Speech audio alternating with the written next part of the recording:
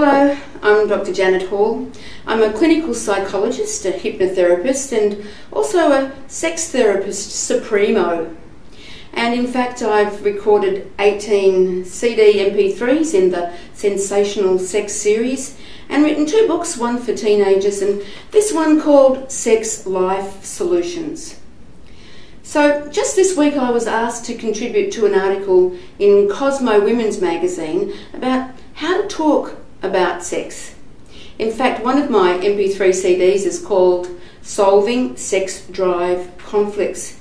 And sadly, most people who get together in a partnership don't know how to talk about sex so that they make it productive instead of destructive. And a lot of people don't talk at all about sex. And how on earth are you going to develop, really mutually rewarding and pleasurable sexual behaviours if you can't talk about it? So I thought I'd share with you some of the information in Sex Life Solutions around how to make sexual agreements. So you should have a few guidelines. For instance, set the stage. Pick a calm, quiet, comfortable, private and friendly time. So the first thing you need to know about that is don't talk about sex in the bedroom, especially not during sex or after sex. The best time is just after breakfast or when you're out to coffee or perhaps sitting down by the beach watching a sunset. So agree to a set length of time. One of the biggest problems in partner conflicts is that, it all escalates and it goes on and on and on. You go round and round in circles.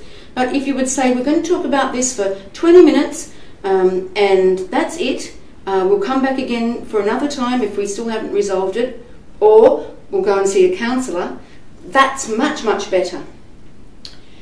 Now, I just wanted to remind you women that men in particular just hate to have to talk and talk and talk. So if you promise you're only going to talk for 20 minutes, stick to your promise and don't make it go any longer. How about flipping a coin to decide who's going first? Because once again, it shouldn't be a males go first, female go first sort of a thing. And some dominant personalities need to learn to zip up and listen to your partner first. A really, really important thing to do is to keep your tone calm. They did a study which showed that the tone of voice is so much more important even than body language. And for instance, if I was to say to you, I love the way you kiss me, and roll my eyes and use that tone of voice, you wouldn't believe me, would you? So keep your tone reasonable, warm and friendly. Don't dump or blame or go all self-righteous. That's just a turn-off for your partner. And the other thing is, don't bring up long stories about the past. That doesn't help anybody. Kitchen sink, we call it, where everything goes in the kitchen sink about the time that, that he dribbled when he was kissing, or the time that he just rolled over and went to sleep and forgot about giving you a hug. If you need to communicate about sex, stay in the present. And be very clear about what you want.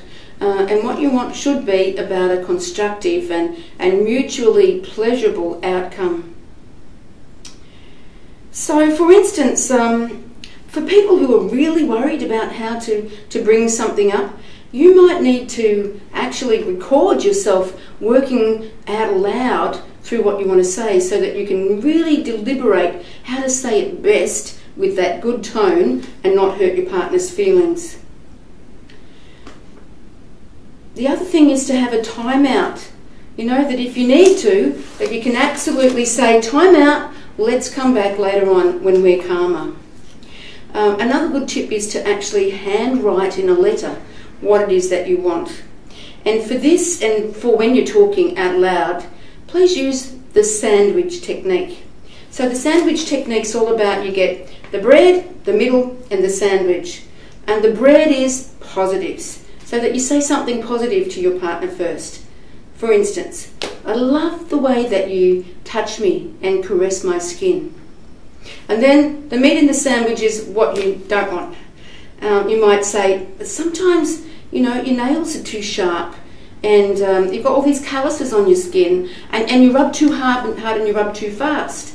And what I would love to have is that you maybe get a manicure and a hand massage and use moisturiser, and come to me with love in your heart.